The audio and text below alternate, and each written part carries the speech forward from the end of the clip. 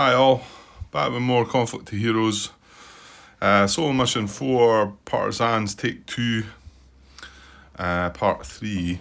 I've put Part 1 out there.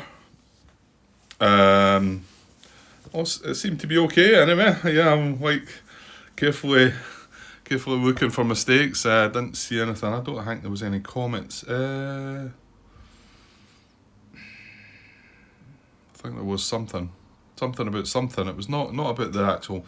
It was about the end of part 1 and how it then came on to part 2, whatever. And then started watching back part 2. I've not got right through it yet, but I might need to have a warning at the beginning. 20-25 minutes just trying to dissect the move that I'm talking about, trying to make, and wondering if it's right. And I do overdo it, don't I? God. Yeah, sometimes I just go a bit overboard, and it's one of the bits where I wish I could cut a bit out of, but I don't know. I don't know if I could go in and cut it out, but I'll probably just leave it, but I'll put a warning if anybody wants to jump to the 25-minute mark and start the actual. I think it's, obviously I'm the one that's talking about it, so I think it's important, I want to understand it, I want to get it right and whatever, but anyway. Right, okay, things, I thought things started quite well for us in this scenario, and it's kind of went all wrong. I think our spent checks later on, this unit got hit, we've got this fresh unit up and adjacent to this is going to have a shot at him next, so, and there's not an awful lot we can do about it. We do have one caps left. I did get this guy turned round, I eventually done that in the end, didn't I, rather than take the shot. Yeah, I'm just at that bit in part 2 watching it back, but I chose to spend a cap here to move him. And then the other cap was basically to get this guy moved into this guy's flank, I think, or maybe there, but I think his flank would be safer because then that means he's got to pivot if he's going to do anything. But I don't want to do that just yet because I'm pretty sure the AI has got some moves left and RE's just appeared away up there. So I don't think they're going to pass for a little bit.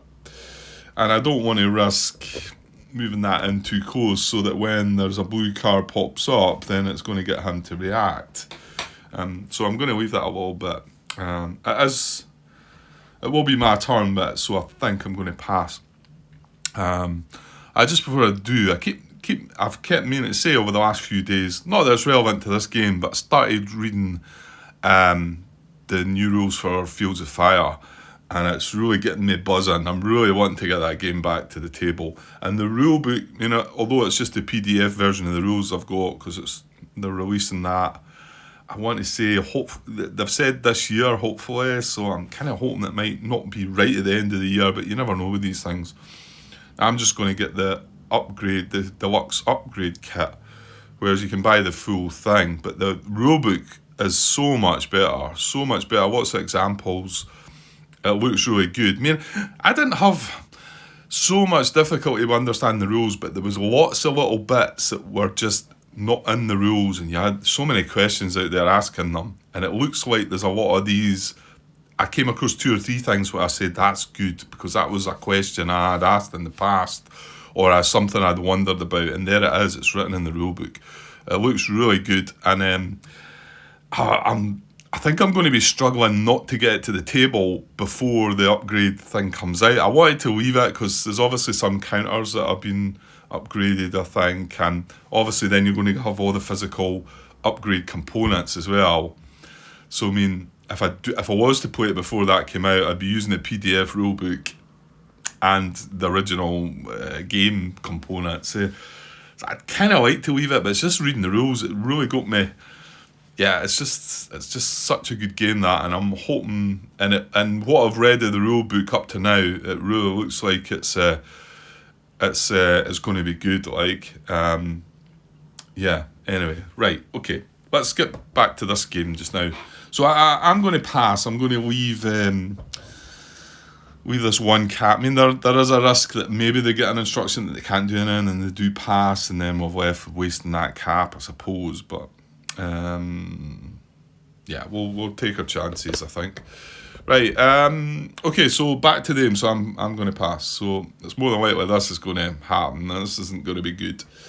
If AI plus units less than or equal to 6, I was looking at the cards again at the distance, and to be honest, I'm not getting much feedback at all from this playthrough.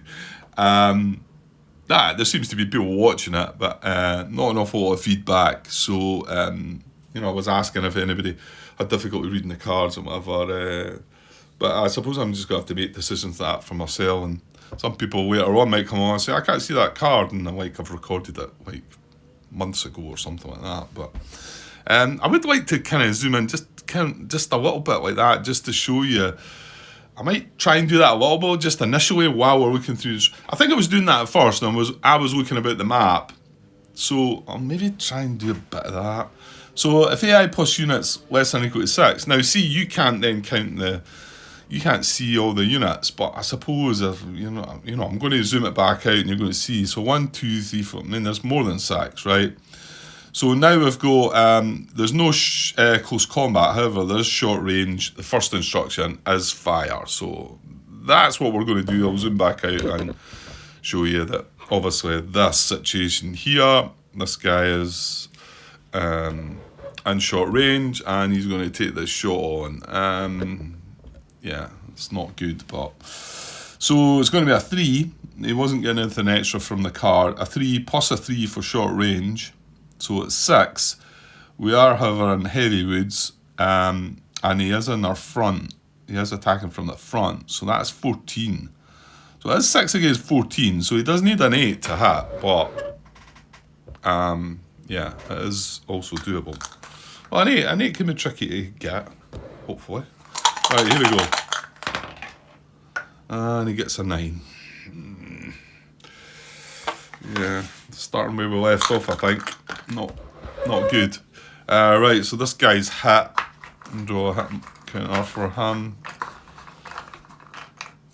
And we get panicked. Oh dear. That's not good, is it? So that's a -2 to his frontal defence. And he can't attack back. Well, I don't really have the capabilities to attack back at the moment anyway, but, well, even when we go into the next round, I'm not going to be able to attack back. And now, if this guy wants to attack again, well, I'm hoping he might get spent here, but if he does want to attack again, he's just reduced our defence by 2. So that 8 that he needed will become a 6 if he gets to do it next turn. So got the hit. We're checking him spent on a 4, and I really hope this comes off. Oh my, a 6. This isn't going great at all. This could be the same result as the first attempt. I know the main reason I was redoing it was because the mistakes I'd made, really, not because it was a poor attempt. But I think my strategy's been off. Oh, I did notice one thing. This is a priority. However, I don't know. Did I have the chat? I mean, I did move my units forward. I just think it is really difficult to grab that control hex. You really need to maybe this is why that machine gun's there, because that stops you from sort of moving up there towards the control. That's probably the shortest route to the control hex, isn't it? And whereas there's kind of most of the units seem to come down this area.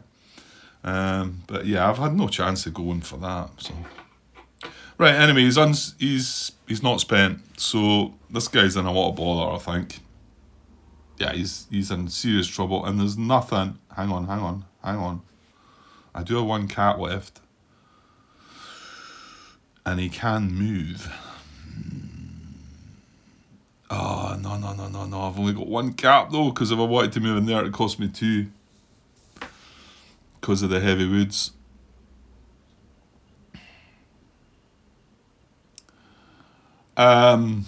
The only real thing, but that's got risks as well. I could move in there.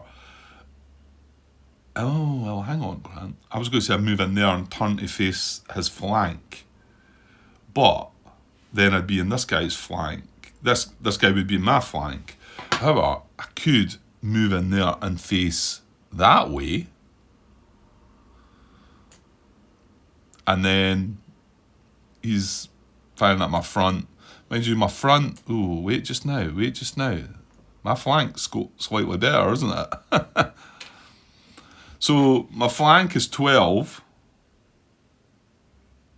No. Yeah, my flank's 12 and my front's 10. Okay, so I kind of want to show my flank then. So even me pivoting right now, yeah, even just pivoting and showing my flank, it'll still take the attack. The attack will be 6 against... It'll be 6 against 14 again if I turn... And I can do this. I can move it. It's just he can't attack.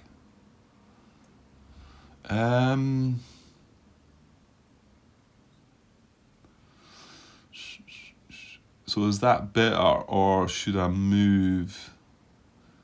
Yeah, because I think... Yeah, I think I'm going to do this. I know I was wanting to set this up, but you know what? I think waiting on this is just...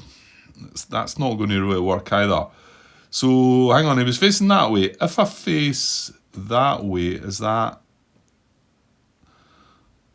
Yeah, because then he's firing into my flank, isn't he? Yeah. Yeah, I think I'm going to do that. I think I'm just going to pivot. That's going to cost me the one cap that I've got. And now he is firing in he will fire into our flank. I wonder if it's better turning right round though. So if this guy was to... No, I don't think so. I think I'll just leave it like that. And use up my cap. So that's what I'm going to do for my turn now. Because he's going to fire again. And at least he'll need the 8. I mean, okay, it could be a waste. He could take us out with that as well. But I'd rather have him firing on an 8 than a 16. Sorry. An 8 than a 6. Well...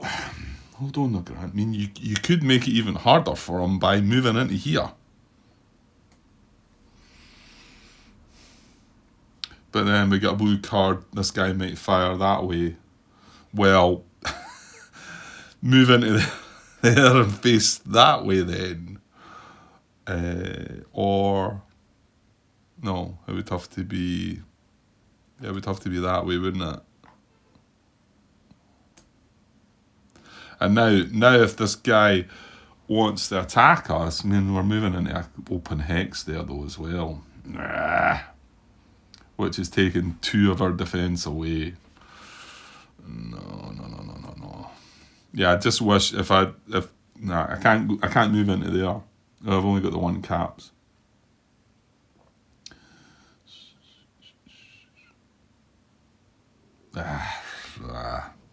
Right, okay, I'll stick with my first thought and then just face him that way so that at least he's firing at our flank.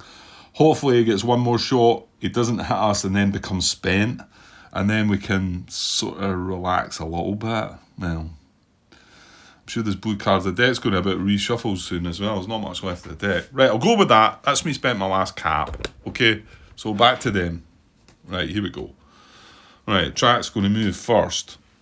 So, track moves by 1, and that's going to be bad as well, isn't it? So, it's going to be add a Soviet rifle into the draw cup. I've got one handy here. Into the draw cup it goes.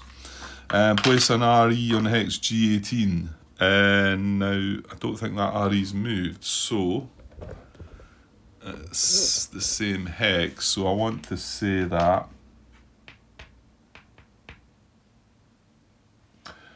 Well, it can't come on in G18, so I'm just going to put it in adjacent there. There's not really an instruction there. Just wondering if there could be anything. Hex numbers on the bottom right. Yeah, we know they never stack, that's the thing. So yeah, I'm not really seeing anything jumping out at me there that says how I should decide where that gets placed. It certainly can't stack with that one.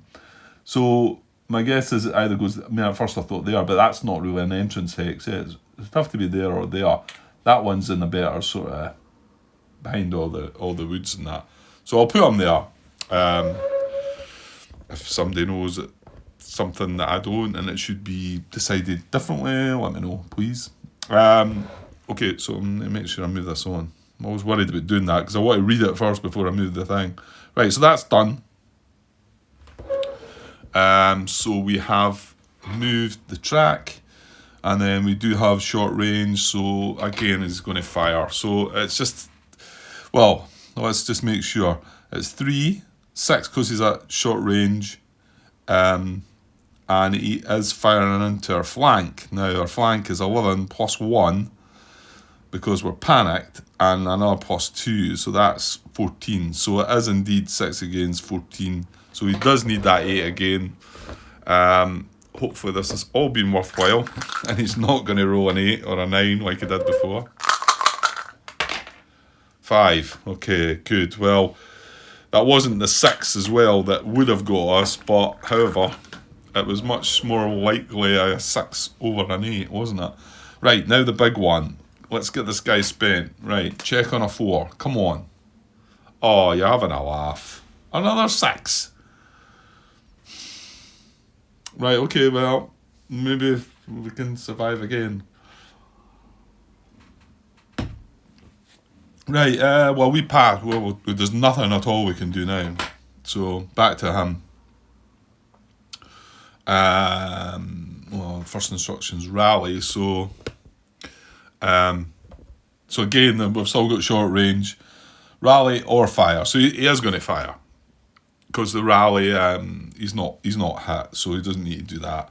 So we'll fire again. Again, he needs a 8 to take us out. And there he goes. It's a 9 again. It's funny, I came back to the table tonight and I thought, it wasn't. I remember it wasn't going well, but I hadn't had any units destroyed yet. But I mean, this is just the first round as well, though. When I thought about it, well, now we do have. So lucky we two spent checks on a 4 and he gets a 6. I mean, how unlucky can we get? I suppose.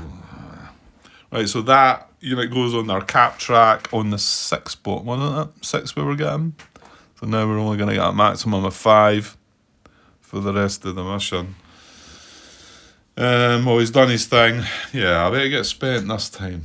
So check on a 4, and what do you know? Yeah, well, he done his job. Doesn't care now. It's brutal. Right, so we have to pass, and then they go again. But I mean, they've got 3 REs. They've got the machine gun as well, which does have a shot. In fact, it's got 2 options of a shot, isn't it? And 3 REs. So I don't think we're ending this round anytime soon, to be honest. Okay, so 3 REs. Yeah, why don't you try and fix this zoom thing? Hang on. Let me mess about with this a second. You know what? It doesn't really work that well. Yeah, it's a shame. It's sort of bugging me, that zooming in and zooming out. And to be honest, this is a small map as well, but... Right, okay. So, I'll just need to persevere for the moment, unless I can find a way of dealing with it. I should probably look into... These things are quite complicated, and I should look up some... I'm sure there's some YouTube videos that show you how to use it all properly, and that might just solve my problem right away. Right, what are we doing? Right, there's no close combat short range this time. Counter actions are out because we don't have any German control hexes. So AI and 0 dim hex closest to unit or mission objective. Move towards. Yeah, that will happen then. So they two guys up there, they're the only two. The other RE down here is in a DM hex, but these are in 0 DM hex. Closest to unit, I mean, they're going to be as close to this unit, I think, here. So, and they both, yeah, I'm just going to randomise between the two. On the left, 1, 2, 3. I've rolled a 2. So this guy is going to move towards, he's going to move into there because it's better cover. That gets him 1 hex closer to this guy. And it was just a normal move towards. It's going to cost him 1. So we'll check on a 1. Oh, we get a 1. Good. Right. Well, we needed that. We need more of that, though. Right, so back to me, I pass. Back to them. Yeah, push units less than or equal to 4. No. No close stuff. Execute counter actions. No. Highest firepower AI. There's no fresh unit. Largest group of mobile AIs closest to mission objective or unit. Low risk move towards. Well, they were a group a minute ago, but now one of them spent. So my guess is that group just becomes 1 again. Right, so largest group of mobile AIs, closest to a unit, low risk move towards. Ooh. Okay. Well, this guy's the guy that's closest to a unit.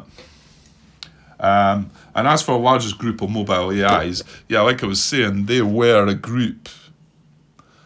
But the instruction at that time was just one of them to move. If that had happened, if this had came up the last time, or this guy hadn't been spent, these would have been moving as a group because they're the largest group. But there's only one of them who can move. So if there's only one there and there's one there, he is closest to a unit. However, can he low risk move towards that? Well, no, he can't, can he? Well, well, he certainly can't move there or there, and they're the only 2 hexes that's getting him closer, and he can't do that because he's moving into short range zone of fire, short range fire zone, right? So, and this is the sort of grey, a bit of a grey area. That you could consider was moving towards his flank. I've done it already. I've talked about it. I've done it on occasion. Not sure 100% if I'm getting it right. But if he goes like that, then he was to low risk move again. He goes like that. He's now in the guy's flank. He low risk moves again. He's allowed to go in there and then he fires. I mean, he started there, yeah. So, it's, you know, when I lay it out like that, I feel like I want to do it, you know? There's no point in having instructions that suggest that you can move towards a unit's flank if you're not going to use it. Yes, I know it's not getting closer, but it is spelled out there. The only bit that kind of doesn't spell it out, and I know, okay, I'm harping on again, is when the wording of it says, if an AI cannot move in a way that decreases number of hexes to a target, it may instead move into a target's flank. So if we're taking that as written, that is not moving into the target's flank. That is still in the target's front. But I want to look at that, and I also want to look at the AI hex movement hierarchy, bullet 4, which says the AI will move towards an enemy's flank. That is moving towards his flank. It's not achieving it. Now, next low risk move, that would be moving into the target's flank. I wish... See, that was the second part of my question to Academy Games, was, are they meant to be the same thing? You know, I mean, I kind of feel like they're probably not, because, you know, the wording's quite specific. Move into a target's flank or move towards a target's flank. They are different things. So, has it just been messed up and they're meant to say the same thing? That's what I was asking, really, because that would clear up that little bit. But I mean, not even looking at Yeah, well, you see, you have to look at 5.2 because 5.2 is the one that allows you to make moves that don't move closer.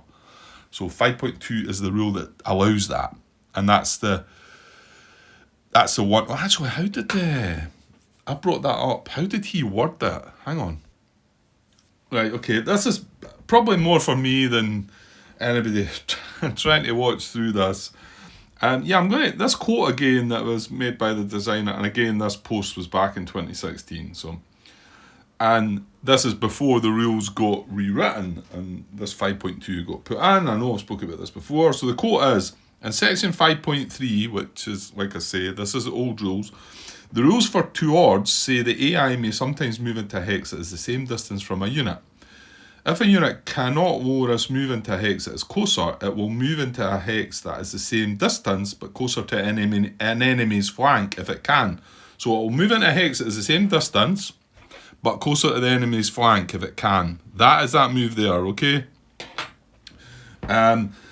If it can and cannot change its position to a better one in any way, then it will stay put and you move on to the next order. And he finishes with, I want to make this clearer in an updated version of the rules that we'll be putting on our website in the future. So I mean, like I say, that was an old thread, but then the rules got changed in the definition of towards. Now, let me just stick with this definition of towards because Lewis's answer to my question on the thread was 5.2 AI movement, and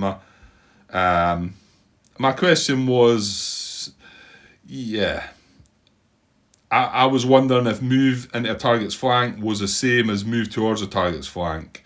So there was a bit of to and fro, but however, Lewis came 5.2. The definition of towards is a summary, a definition. Section 5.3 gives the decision hierarchy and move towards enemy flank as a bullet. Okay? So, I'll not read the rest because he goes into some other things, but I said, so are you saying that move into a target's flank and move towards a target's flank should be the same thing? And he said, no. He says, I'm saying 5.2 is more of a generality. The actual movement hierarchy bullets in 5.3 clarify the procedure, and the last bullet, I believe, as I don't have rules now, indicates you may move towards the flank. So that's telling me, that's more telling me that this move is the move.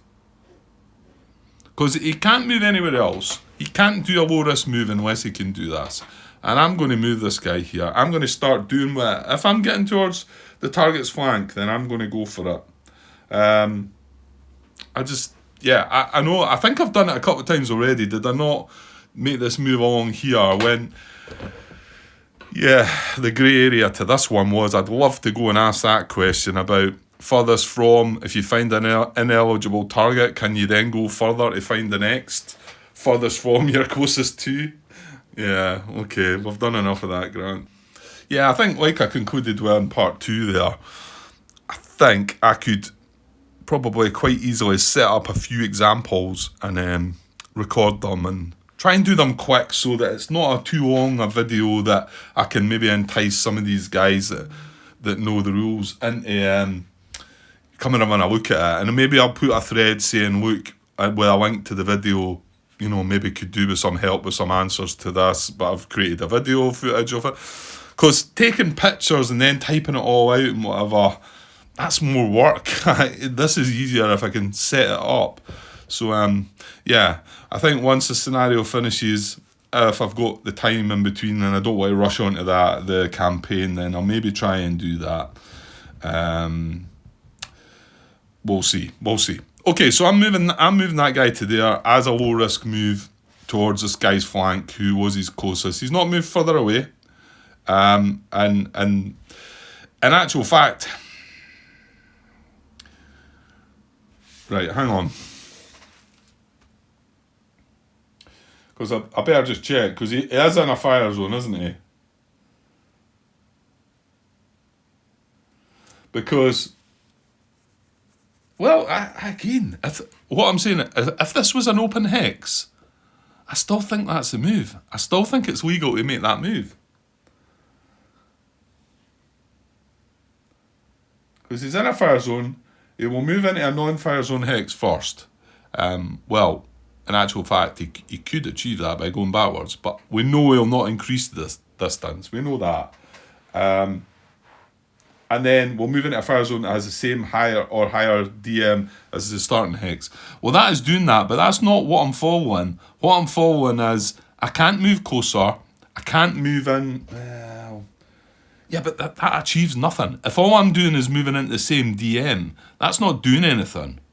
You know, that's not getting closer or anything. What I'm doing here is, it just happens to be that this is a 1 DM hex. What I'm doing is moving round. I'm moving towards his flank. I'm not moving at a DM.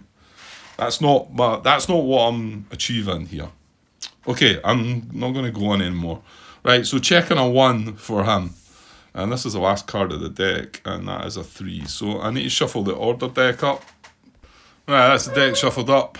All full of new blue cards waiting to come out now. Right, so again, well, we pass, so back to them. It is not blue. So fresh AIOS, well, there's nothing up close. Fresh AIOS and fresh units.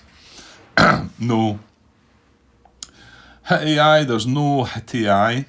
Unhit AI close to, there's no fresh unit. Unhit AI closest to fresh, there's no fresh unit. Or mission objective. So execute mission orders. AI furthest from unit or German control hex, which is none, move towards. So AI furthest from unit. So furthest from its closest unit. Right, so it's going to be the guy away at the back there. Now he can't stack, so he's going to move closer. He's just going to move into there, just like that. That's it. So and we checking a 1. Right, I kind of want to hit some of the ones. Right, we pass again back to them. Okay, command order card this time. Oh yeah, he took the guy out, didn't he? I'm looking down there, looking for something that's not there anymore. Right, so there isn't any close combat or short range. There's no any hit AI. AI furthest from a hit unit fire plus 2 caps. That's going to happen. That's the one that's going to happen. So AI furthest from, well, first of all, let's find the hit unit. You know, sometimes it's better looking for that, and then you can jump. We can come back to AI furthest from, because there's only one hit unit, so that is the target. So the AI that's furthest from this, but see, again, the word done.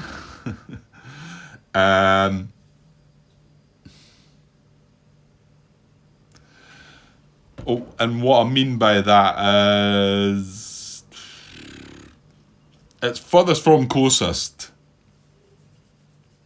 I don't think it's going to matter here. We'll maybe I've came across 2 or 3 occasions of it creeping its head in already, the furthest from closest, and it's causing trouble. To me anyway, it's causing trouble to me. His closest unit, see, that's the thing. I mean, he could have a unit that was here. He could be the furthest from that, but his closest could be here, for instance, you know. So he's 1, 2, 3, 4, 5, 6 away from that. And remember, it is a blue card, this grant. So, yeah. So the thing is, this guy could fire at it. This guy could fire at it. He's furthest from his closest to that. Well, to be honest, that's his closest. But the one that he can fire at, I suppose you've got to consider that being that, haven't you? This isn't an eligible target for him if we're looking at this guy.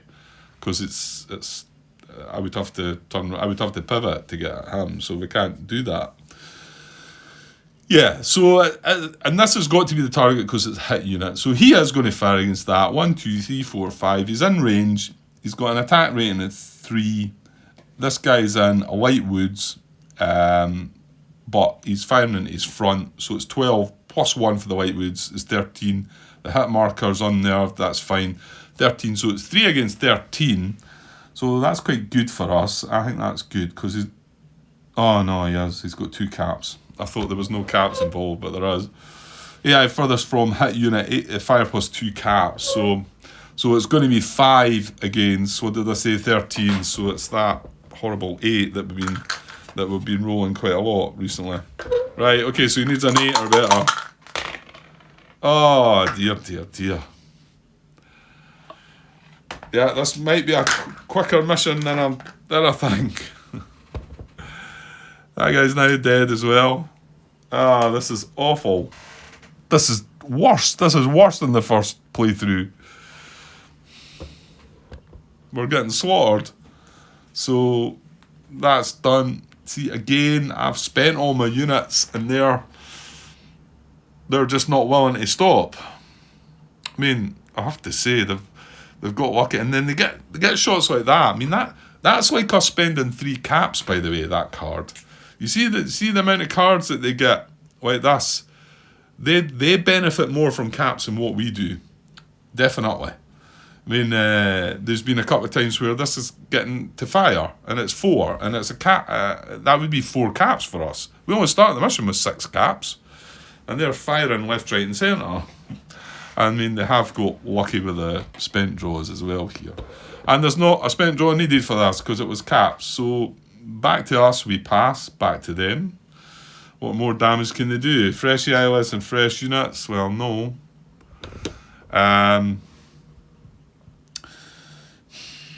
Highest firepower AI furthest from the lowest defense value unit. Fire +1 cap. Well, that machine gun might be firing again.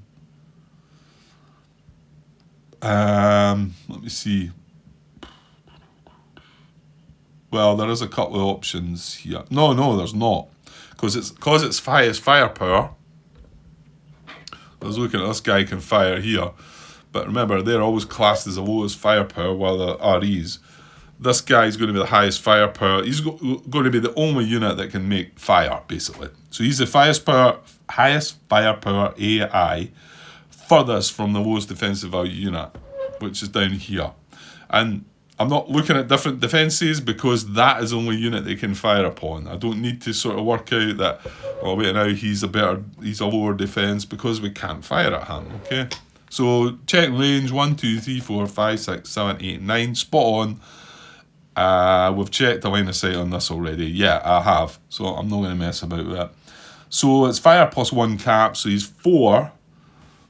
Maybe I might not take this on though. 4 against... No, it's 4 against 13. That's alright. 4 against 12 plus a 1, 13. So he needs a 9. Well, he's been rolling 9s and 10s recently. So needs a 9 to hit.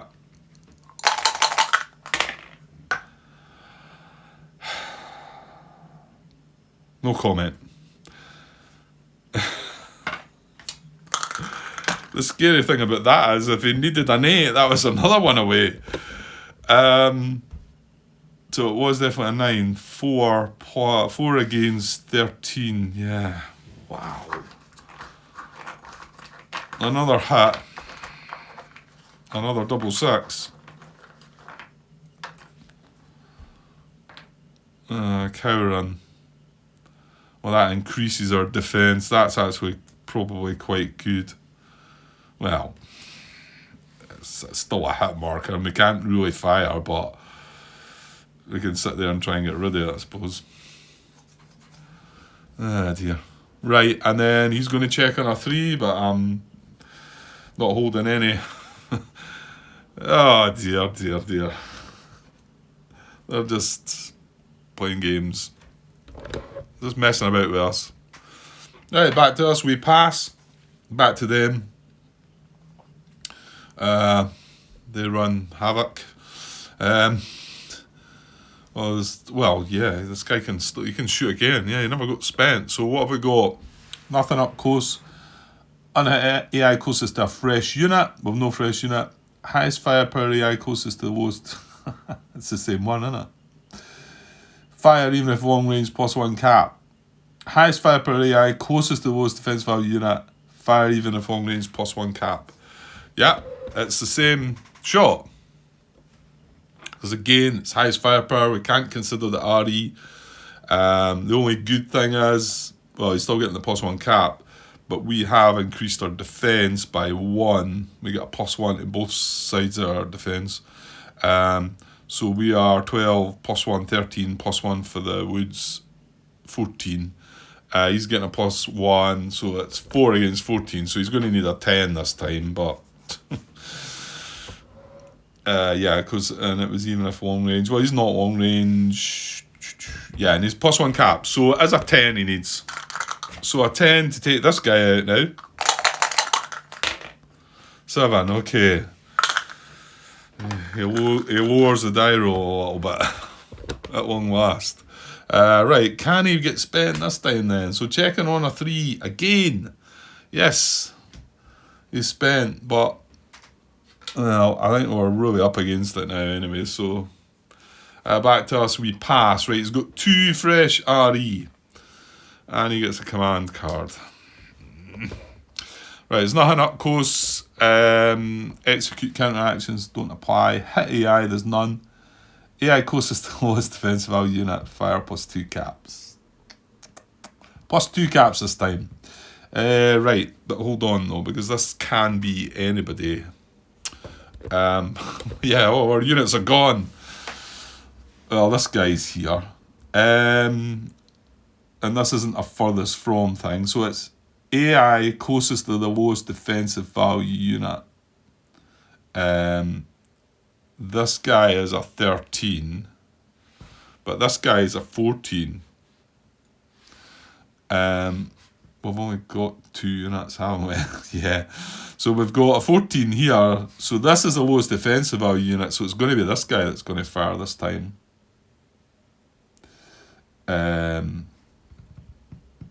Yeah. So, and he's firing with 2 caps, so it's going to be 5 against 13. So it's that magical 8 again. Is that right? I'm not rushing things there, am I? AI closest to the lowest defensive value unit. Fire. Yeah. Yeah, that's it. Right, so he needs an 8 to hit.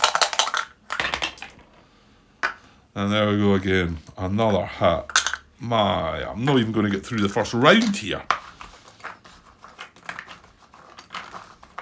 That's a blue card as well. Well, yeah, because he was spent. Right, we draw. He's pinned. So can't move. Not that he was doing much moving just now anyway. Right, and then no checks required. Back to us, we have to pass. This is brutal, this scenario. Getting the round to end. It was really tough.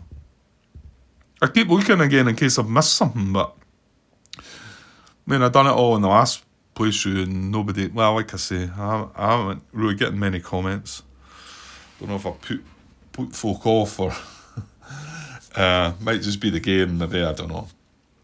Anyway, the main purpose is for me to enjoy it, and well, I'd like to try and learn some of the things that I'm not sure about though as well. So anyway, right, we pass. Back to them again. It's another command card. There is no counteractions, nothing up close. There's no hit AI. AI in 0 DM hex closest to a target. Lotus move towards cover closest to the target. Right, probably going to happen. Excuse me. Yeah, it might be this guy actually. Maybe. Well, hang on. He's in a 0 DM hex as well. So is he. These aren't. The rest aren't actually. Well, there is one of the REs away up the top is. But I think it's going to be, because it's AI in 0 DM hex closest to a target. So this guy's in a 0 DM hex, he's 2 away from this. This guy's in a 0 DM hex, he is 2 away from that. And the sun's just started blaring in the window. I'll have to try and put my cover up. Give me a second. That's better. It might have made things a little darker, that's all, but it looks alright. So yeah, so he's as close as what he is. But before we randomise, we'll just see if they're able to do this, because it's a low risk move towards cover closest to target. Right, looking at this guy, his cover is here and here. That's his closest cover. Can a low risk move towards these? I'm going to say no, because I can't move in there, because that's in his fire zone, and I can't move in there. And moving in, ooh, stop.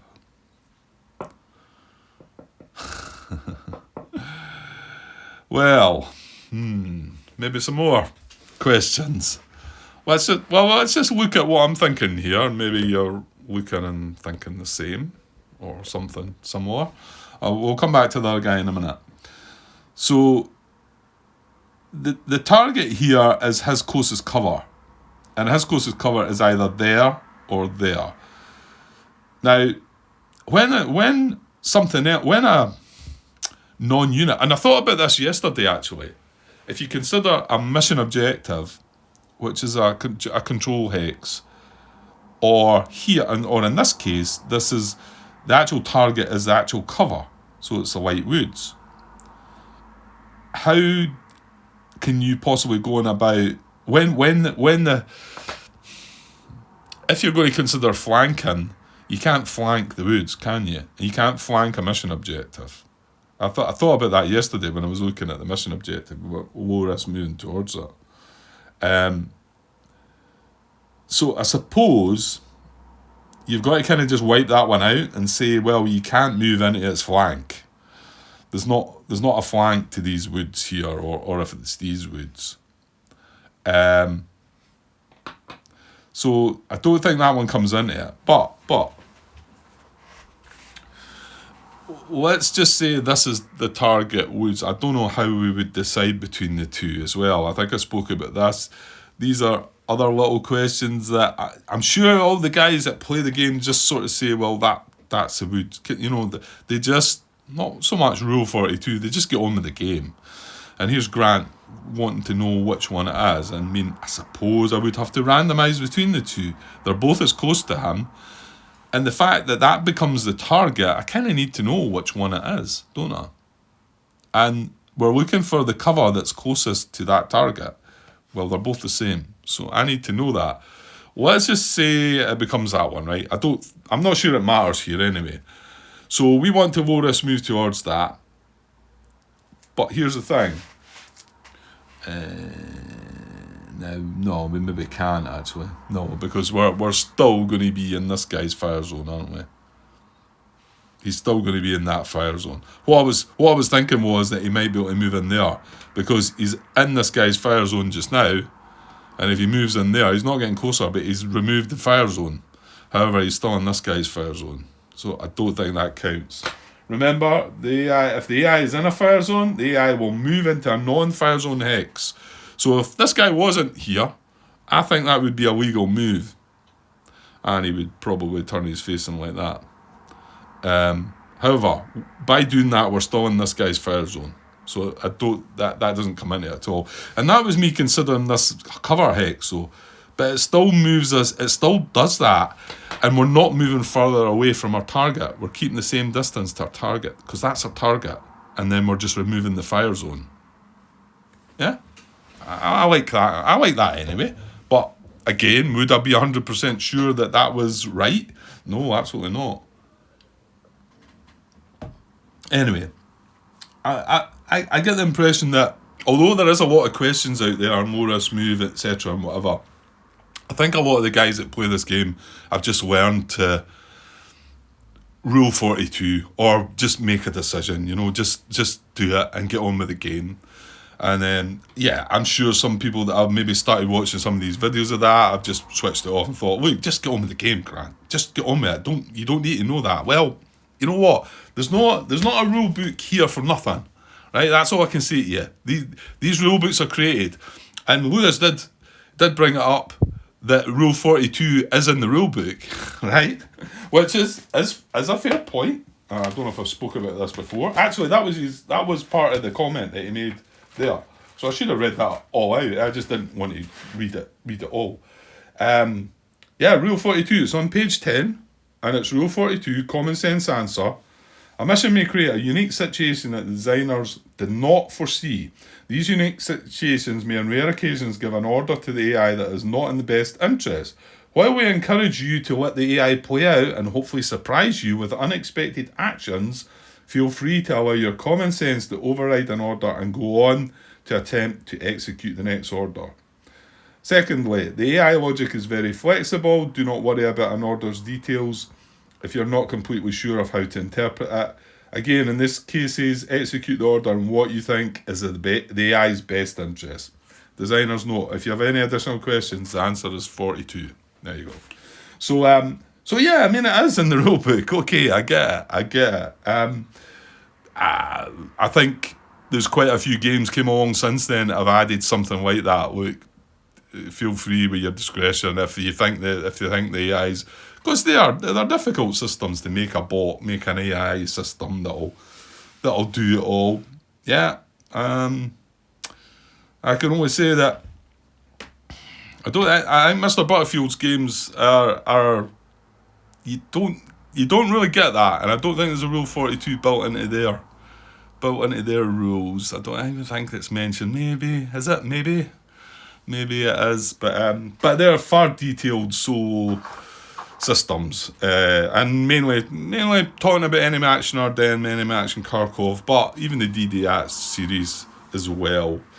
They're sort of different solo system. I mean, the Enemy Action Ardennes and Kharkov solo system. The rulebook, the solo rulebook's bigger than the 2-player rulebook, and there's 2 solo rulebooks, one for each side.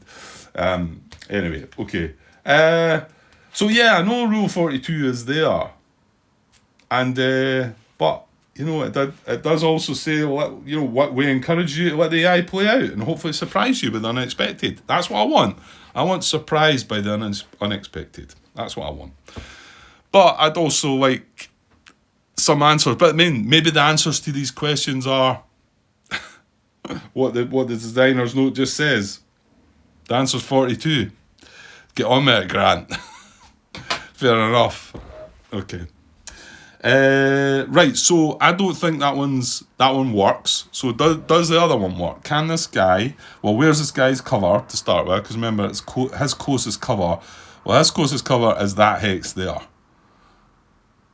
Yeah, because that one's occupied. I've got to sort of say, okay, it is a cover hex, but he's not going to... I don't even count that because there's a unit there. I'm going to say that. So... hang on. He's 2 away as well, isn't he? No, he's not in a 0 DM hex. That was it. Right, okay. So he's in a 0 DM hex.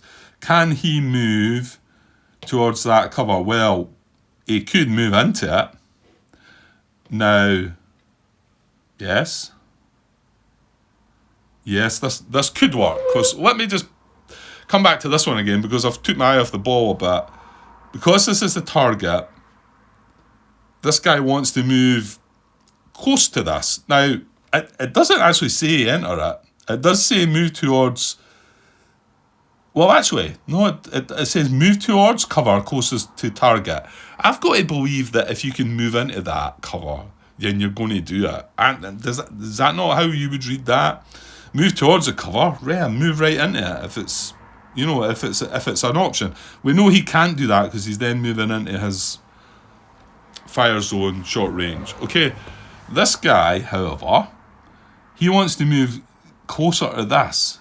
It's not this that he's moving closer to. That's why I was saying I took my eye off the ball there, because it's not that he needs to move closer to. It's that. Yeah, I think I did say that though, and then I thought that would have been a valid move if that guy wasn't there, because I'm then taking a fire zone out of the game. So I think this guy can move into here though, because that is his closest cover. So he's moving closer to it. And he's still in a fire zone, but he's moving into DM hex. This works. Yeah, this one works for me. This one works. So he's going to low risk move towards, and this is his target, right? This is his target. And he's in a fire zone, isn't he? Yeah, he's in a fire zone. So, number one, we'll move into a non-fire zone hex. Well, he can't do that. And remember, this is his target. Well, hang on. He can't do that. He can go in there. He can go in there. Now, some of you may be saying, but hang on, that's moving further away from this guy. But remember, that's not what we're trying to do. What we're trying to do is move closer to the cover closest to that target. This is our target unit. However, this is the cover that's closest to him. So this is what we want to move closer to. Now, hang on. Yeah, I think then the way the guys have sort of got it drummed into my head now, then maybe he would move straight into that rather than go round about it. Well, I don't know though. I mean, he's in a fire zone and his first instruction is to move out of a fire zone. Okay, you'll say, well, he's not getting any closer to this. Wow. I kind of wish I hadn't started this. I just feel like I'll keep opening up new cans of worms. Just more and more of them. I only hope that I remember all these sort of wee examples if I do get around to making a wee video. I'll not be able to remember what they all were without going back and looking at all this footage, I think. But I think this is another quite interesting one.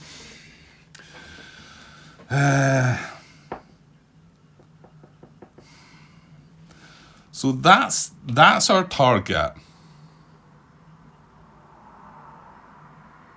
Can we move closer to it? We can with a low risk move. We can, because he's going from a 0 DM into a 1 DM, and he's not.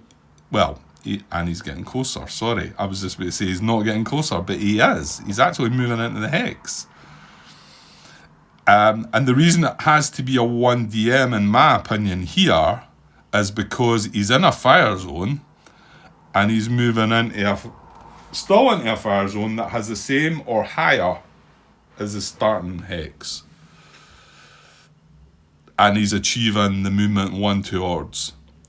But does that take the priority over what I think might be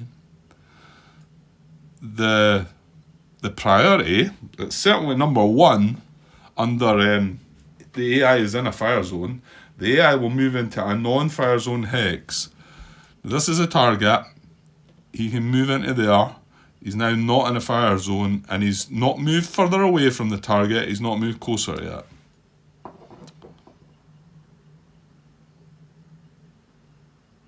That to me feels like the right one.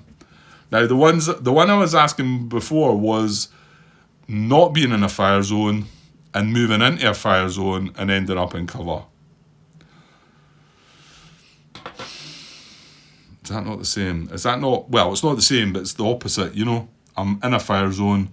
I'm still in a fire zone, but I'm in cover. Or I'm in a fire zone... Sorry, go back to that one.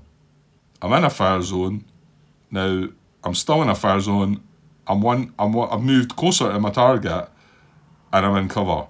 Or that one, I'm in a fire zone. I'm now not in a fire zone. I'm still the same away from my target. I've not moved further away. I think you're all saying that one. I really want to say that one. Again, another question I'd like to... Yeah, I think that's quite a good one as well. Yeah, I need to take notes on these, or I'm going to forget them all, I think. But I think that would be great to put down as a wee example, and just have half a dozen sort of situations. I mean, I'm probably not going to find that many, but I feel like I'm coming across quite a lot. But that's maybe just my head getting... Somebody might just say no and point at the rule book and say look, and then I'll be like, right, okay.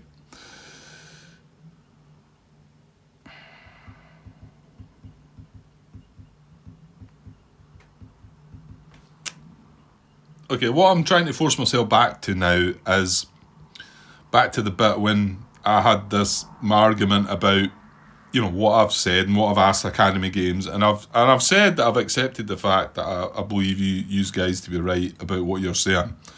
So what I'm trying to get myself back to there. So I think that then means that the guy will move into here, because we want to move closer to our target. That is moving closer to our target. And if we are in a fire zone, we're allowed to move into another fire zone hex that has the same or higher DM as the starting hex. So that's what I'm going to take from, because I know you want to... And yeah, I understand the AI hex movement hierarchy. To be honest, if this is a normal move and not a low-risk move, it just moves into the hex, because that's getting closer. That's the only hex it can move to get closer. So that's what we need to base things on. Then check if low risk will allow it. That's what you are telling me, isn't it? That's what I've got to get on to myself. Not sort of say, well, look, it says first I need to get out of a fire zone, but then I'm not getting closer, right? I'm going to stick with this one, but again, I'd like to set that scenario up and just ask that question. Plus the fact that we're talking cover here as targets rather than the unit. So what I'm going to do is I'm going to move him into there. He's moved closer to his target and he's increased his defence by moving into a defensive hex. He's going to keep his facing that way because he's getting these two guys in play. That is going to no, it's not going to check on nothing because it's a command order card. That's what I'm going to do. But again, my real feeling is, number one says move out of a fire zone. And I'm moving out. I'm not moving further away. I'm not moving closer, admittedly, but I'm moving out of the fire zone. Okay. Stop, Grant. Stop. Right, I've got an hour now, so... Yeah, I've just poured myself a beer, so I didn't realise it was an hour gone by. Yeeks. Right. Well, yeah, I'll just... Is that them had a move? It's back to us, is it? Not that we're doing anything anyway. Eh? Right, okay, I will. I'll have a pause there. And that'd be good, because I know this is right at the end of this video and I can maybe come back and have a look at it, and if I do want to sort of create some examples. Right, I'll be back in a few minutes, but this will be the end of part 3, is it? Take 2, part 3?